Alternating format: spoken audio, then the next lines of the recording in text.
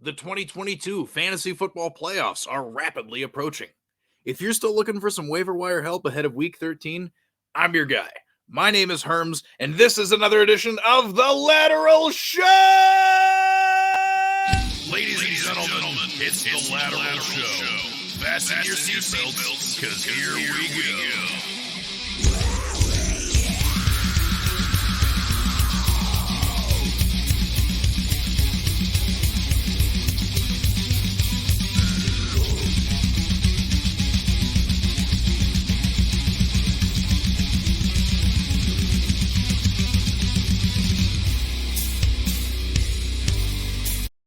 What is up, Fantasy Six-Pack family? It is another edition of the Lateral Show, a sideways look at fantasy football. My name is Herms, on Twitter at HermsNFL, and this is a preview of my Week 13 waiver wire article over at fantasysixpack.net.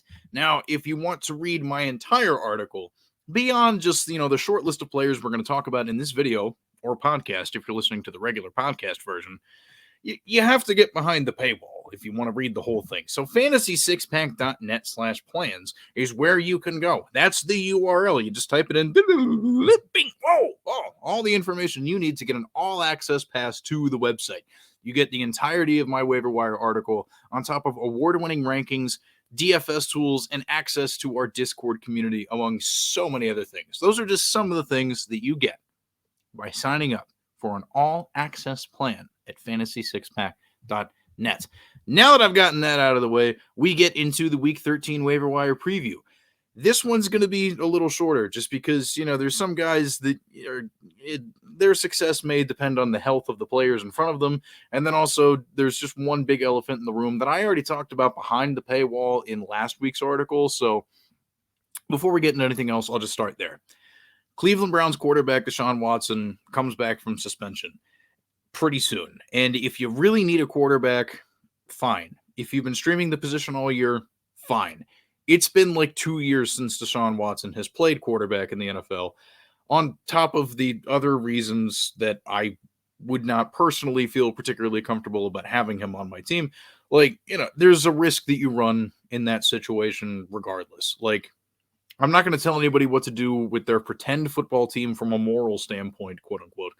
But, it's the choice is yours. So the Deshaun Watson thing, that's its own animal that I already discussed in last week's column. So just wanted to put that out of the way for the sake of transparency. And then we can now get into the other more interesting things that I have to talk about in greater detail, which starts with wide receiver. A lot of wide receivers this week, actually. That's something that I feel particularly enthusiastic about. Starting first with somebody that I talked about last week a lot, and that's Treylon Burks of the Tennessee Titans. Now, he did not have the same kind of blow-up game that he did against the Packers on Thursday Night Football in last week's action, but, he still did pretty well, picking up 70 yards on 4 receptions. And, okay, actually, I'm going to stop myself here, timeout.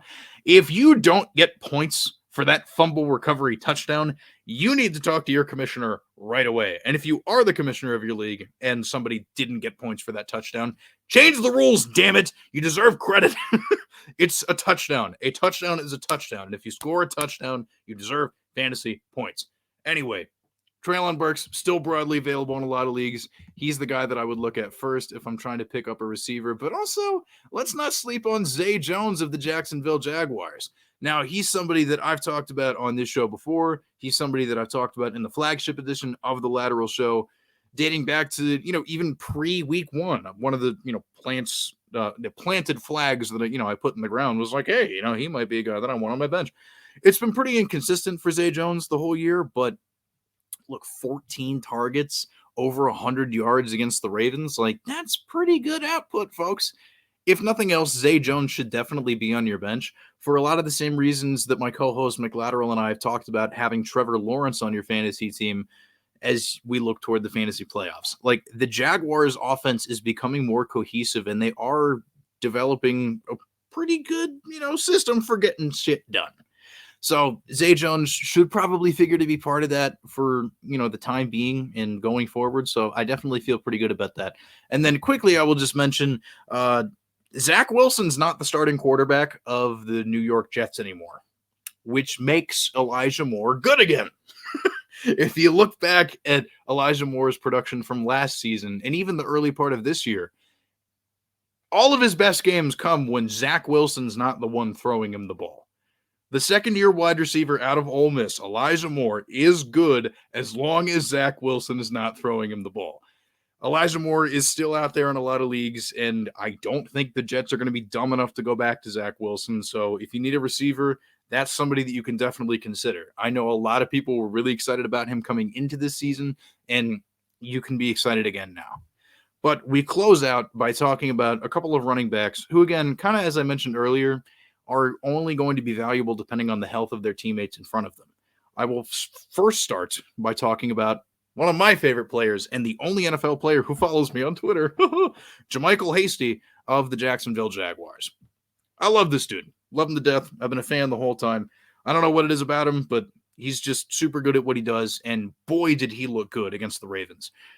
Hauling in all those passes in the receiving game, finding the end zone, doing all that. Like, this guy has a lot of opportunity in front of him if Travis Etienne's foot keeps him out for an extended period of time.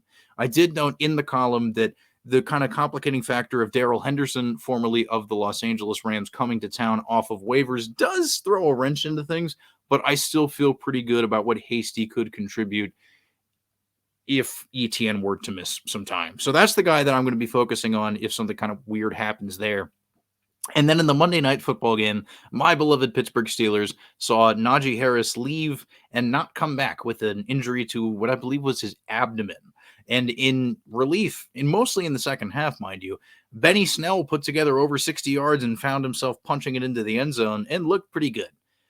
I'm a little hesitant about what, would be the best case scenario in a world without Najee Harris if Jaylen Warren were trusted with the bulk of the workload, if Anthony McFarland were trusted with the bulk of the workload, as, that type of archetype of player that they are don't really align with, kind of the scheme of what traditionally, the Steelers like to do. But Benny Snell really does fit that mold, and we have seen him step up in relief of the starter in previous years. Like, for instance, I believe it was 2020 or 2019 or whatever it was when James Conner got hurt. We saw Benny Snell get a lot of run, and he was pretty good. He's not somebody that I think is going to be a game changer for your lineup by any means, but I don't know.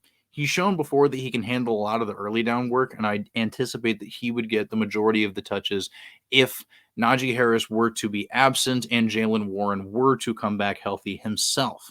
So that's where I'm going to leave it. There's a lot of really interesting stuff that I discussed behind the paywall in my column this week, but again, you cannot access it unless you sign up for an all-access plan at fantasysixpack.net/plans.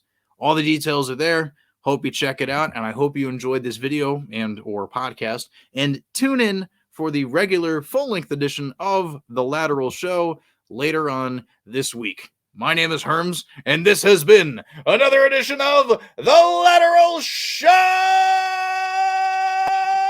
Ladies and gentlemen, it's The Lateral Show. Fasten your seatbelts, because here we go.